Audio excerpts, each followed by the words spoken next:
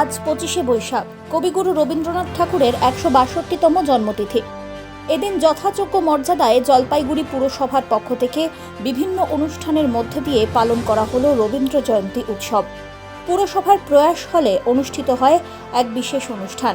প্রদীপ প্রজ্বলন করে কবিগুরুর প্রতিকৃতিতে মাল্যদান এবং পুষ্পস্তবক অর্পণ করে সঙ্গীতানুষ্ঠানের মধ্য দিয়ে দিনটি উদযাপিত হয়।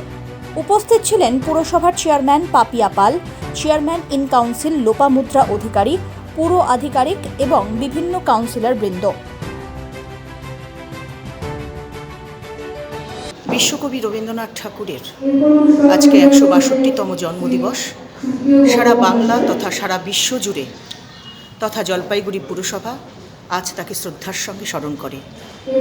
150 বছর পেরিয়ে গেলেও এখনও বাঙালির দৈনন্দিন জীবনযাত্রা এবং সংস্কৃতিতে যে মানুষটি এখনও বাঙালির মনে আজও দীপ্যমান, তিনি হলেন বিশ্বকবি রবীন্দ্রনাথ ঠাকুর। তার জীবন দর্শন এবং তার দৃষ্টিভঙ্গি আমাদের আগামী পথের দিক নির্দেশ করে, আমাদের সঠিক পথের দিশা দেয়।